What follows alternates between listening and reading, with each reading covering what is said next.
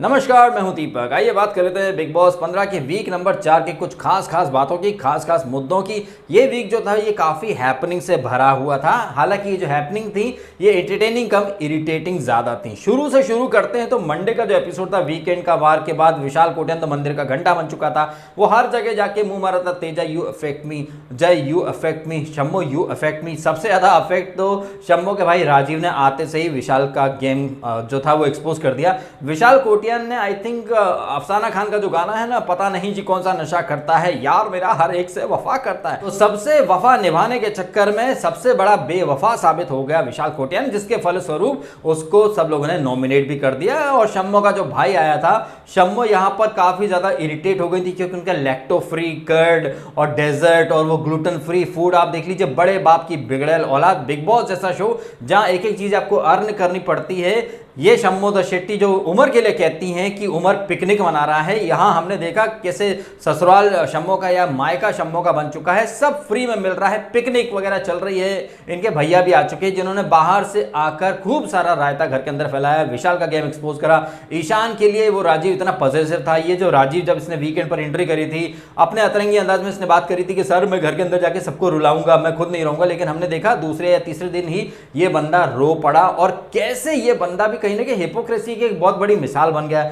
ये बंदा आते से ही विशाल को एक्सपोज करता है, ईशान को बायसेक्सुअल और ईशान के साथ इसका जो डीप रिलेशन था, ये सारी बातें ये नेशनल टीवी पर करता है। लेकिन अफसाना खान इस बंदे को मोटा बोल देती हैं तो ये सो कॉल्ड सेलिब्रिटी जो है वो रोने लगता है कि मेरी हेल्थ का मजाक बना दिया, मुझे मोटा कैसे बोल दिया। लेकिन ये किसी एक इंसान को नेशनल टीवी पर बायसेक्सुअल, उसकी सेक्सुअलिटी के ऊपर सवाल खड़े करते हैं, वो इनको चलता है। लेकिन मोटा कहलाने पर ये और इनकी दीदी जो है वो बुरा मान जाती है। एनीवे, घर में ये वाइल्ड कार्ड एंट्री होती है, इसके साथ होता है नॉमिनेशन, जहां पर कि सिम्बा, अक्कासा और विशाल जो है वो नॉमिनेट हो जाते हैं। इसके बाद हम देखते हैं लव कैप्टन वाली जो टास्क हुई, जहां पर कि 2 दिन ये टास्क चलने वाली थी और एक तरह से टॉर्चर टास्क कह सकते हैं। लेकिन टॉर्चर टास्क के नाम पर यह मजाक बन चुका था।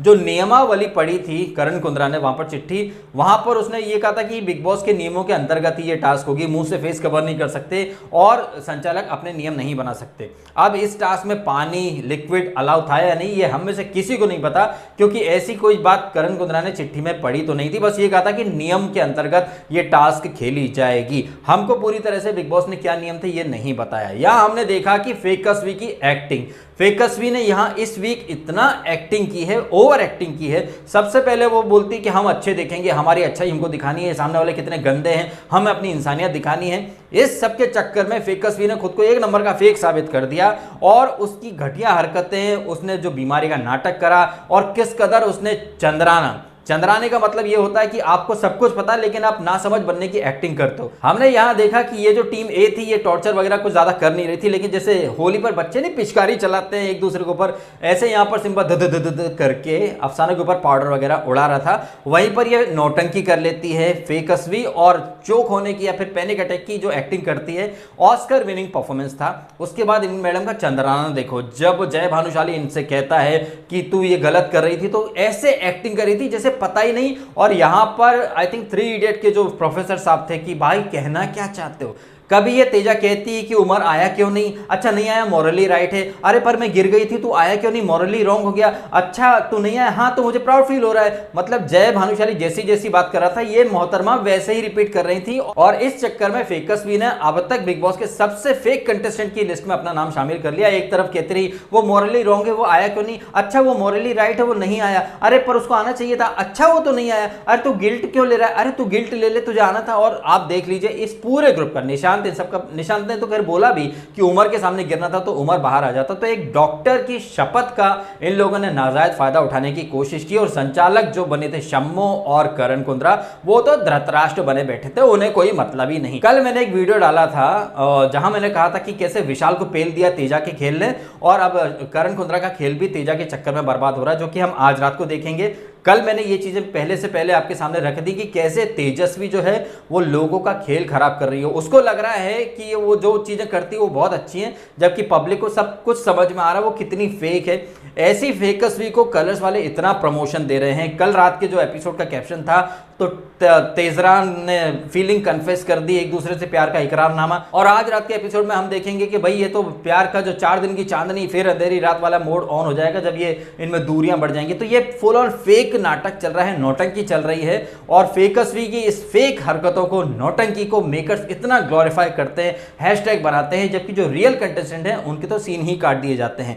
लाइव फीड से काफी सारे क्लिप्स आए, लाइव फीड मैंने भी देखी जहां पर ये टास्क चल रही थी, जहां शमिता पर्पसली उमर को टास्क नहीं करने देती है। उमर काफी करारे अंदाज में जवाब देता है, शम्मो की बोलती बंद कर देता है कि तू संचालक की बिग बॉस बनने की कोशिश मत कर। लेकिन मेकर्स ने उमर रियाज के सारे सीन हटा दिए। मेकर्स ने क्या दिखाया, ये करण और फेकस्वी की फेक लव ड्रामा, राजीव और ईशान का बायसेक्सुअल और इनकी जो अतरंगी हरकतें या इनकी जो रिलेशनशिप है, और ईशान मायशा की वही फुहड़पंती, मेकर्स इन चीजों को प्रमोट करते रहे। लेकिन जो रियल चीजें देखनी पब्लिक को, जैसे कि ये जो टास्क के दौरान उमर का परफॉर्मेंस था, उमर एंड शमिता की जो आर्ग्यूमेंट और जो नोकझोंक हो रही थी, ये जो बोरिंग टास्क थी, इसको उमर रियाज ही था जो कि बड़े अच्छे तरीके से टास्क को इंटरटेनिंग भी बना रहा था। और जो टास्क का मेन मकसद था कि सामने वाली टीम को आपको मजबूर कर देना है वहां से वो अल्फाबेट से बाहर निकलने के लिए, ये चीज उमर ही कर रहा था, लेकिन उमर को डिस्क्वालीफाई करवा दिया गया। तो यहां पर एक चीज तो बड़े ही लाउड एंड क्लियर तरीके से निकल के आई है कि मेकर्स जो हैं वो पर्पसली उमर रियाज के सीन काट देते हैं ताकि उनके जो प्रोजेक्टेड विनर्स हैं, जो फाइनलिस्ट हैं, उनको ज्यादा स्क्रीन टाइम मिल सके। बात एकदम साफ है कि मेकर्स के जो प्रिविलेज्ड बच्चे हैं, मेकर्स उनको हर तरीके से पब्लिक पर थोपना चाहते हैं,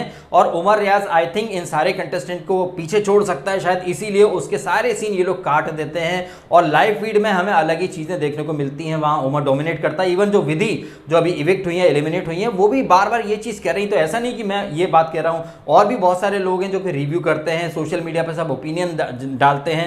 विधि जो कि बिग बॉस से निकल के आई है, वो खुद कह रही है कि उमर बहुत इंटरटेनिंग है, हर कोई उमर सार्वजनिक उमर बन जाता है, क्योंकि रात को हर कोई उसके साथ मस्ती मजाक करना चाहता है। लेकिन मेकर्स ये मस्ती मजाक हटा देते हैं एपिसोड से, दिखाते क्या है, ग्लूटेन फ्री आंटी की बकलोलपंती, उनके बायसेक्सुअल भाई की वल्गैरिटी, ईशान और इन सब की भोड़पंती, और पब्लिक के ऊपर पर्पसली थोपा जा रहा फेकस्वी और इसका करण का ये तेजरान का हैशटैग, जिसमें बिल्कुल भी दम नहीं है, ये फुस्सी बम है। और जिस तरह से इनके ये लव लपाटे को प्रमोट किया जा रहा है, जहां पर वो अक्कासा, आई थिंक यार निब्बा निब्बी नहीं होते हैं, जैसे मतलब कम उम्र में जो प्यार हो जाता है, टीनेजर्स, इस तरह की हरकतें दिखाई जा रही जो कि बिल्कुल ही ऑन द मूव गिर रही हैं। पब्लिक इन चीजों से बिल्कुल भी कनेक्ट नहीं कर पा रही है, और ये जो हैशटैग जो बनाया है करण और तेजस्वी की फेक लव स्टोरी, इसको अननेसेसरली इतना ज्यादा प्रमोशन दिया जा रहा है। आई थिंक इसका 50% आप रियल हैपनिंग्स को, रियल टास्क में जो इश्यूज होते हैं, जो फाइट होती हैं, उन पर अगर मेकर ज्यादा फोकस करे तो आई थिंक शो की टीआरपी और अच्छी हो सकती है और पब्लिक इस शो से और ज्यादा कनेक्ट कर सकती है। लेकिन मेकर्स पता नहीं जी कौन सा नशा करके बैठे हैं कि वो उल जुलूल हरकतों को प्रमोट करते हैं, हाइप दे देते हैं, प्रोमो कार्ड देते हैं उसके ऊपर,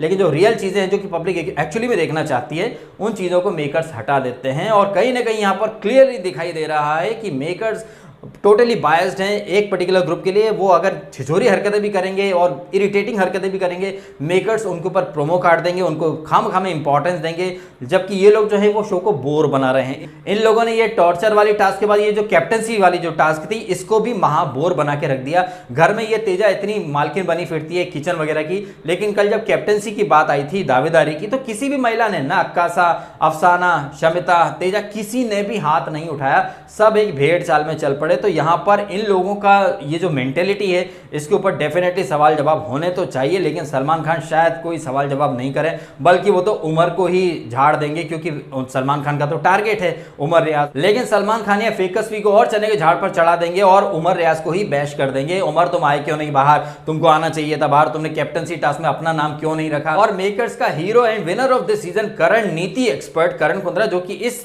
वीक एकदम फुस्सी बम साबित हुआ है। ना इस वीक उसका कोई स्टैंड था, ना ही कोई इन्वॉल्वमेंट था, बल्कि वो तो इस वीक ये जो टास्क हुई थी टॉर्चर वाली, वो शमिता की शेडो बन के रह चुका था। सारे डिसीजन शमिता ही ले रही थी, करण कुंद्रा सिर्फ हाँ में हाँ मिलाने के लिए बैठा था। और करण कुंद्रा ने इस वीक खुद को एक नंबर का धोखेबाज भी साबित करा है, जैसे कि कल रात के एपिसोड में तेजस्वी ने बोला भी कि तू चौड़े में तो बड़ी बातें करता है, निशांत प्रति को नॉमिनेट करो, लेकिन तू बाद में जाके पैचअप कर लेता है। यही नहीं, वो उमर और वो ईशान जो कि करण के खास है, करण पीठ पीछे इन्हीं लोगों की चुगली करता है, इनको गधा बोलता है, ट्रीट हिम लाइक गधा। तो करण कुंद्रा अपने दोस्तों का ही सगा नहीं है तो वो किसका सगा होगा। तो ये जो नकाब लगा रखा था करण कुंद्रा ने, एकदम सेंसिबल इंसान का, मैच्योर इंसान का, वो नकाब इस वीक अच्छे से उतर चुका है। पब्लिक के सामने फेकस वीक की और करण की जो हकीकत है वो सामने आ चुकी कि ये लोग इतने मैच्योर भी नहीं है, इतने समझदार भी नहीं है, लेकिन मेकर्स जानबूझकर इन लोगों को पब्लिक के ऊपर थोप रहे हैं एक हैशटैग के रूप में, एक कपल के रूप में, जो कि बुरी तरह से बैकफायर हो रहा है।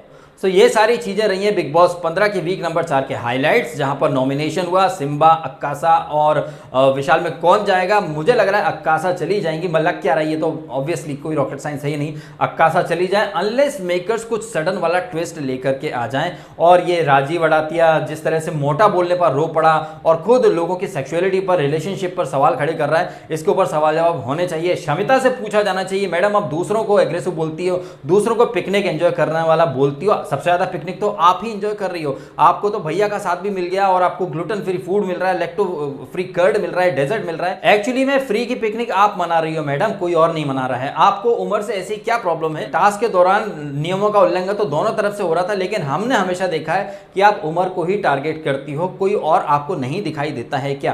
तो यहां इस तरह के सवाल जवाब होने चाहिए। शमिता शेट्टी से, फेकसवी से भी सवाल जवाब होने चाहिए कि फेकसवी तुम एक नंबर की फेक लग रही हो, तुम इतनी इमेज कॉन्शियस हो, तुमने पूरी टास्क का कचरा कर दिया और खुद को दूसरों से अच्छा साबित करने के चक्कर में तुम इस वीक की सबसे वर्स्ट और फेक कंटेस्टेंट रही हो। सवाल जवाब यहां कुंद्रा से भी होने चाहिए कि भाई तुम ओपन नॉमिनेशन डिस्कस कर रहे थे कि तुम प्रतीक को टारगेट करो, नॉमिनेट करो, लेकिन तुमने खुद ने तो विशाल और इसको मायशा को नॉमिनेट करा था।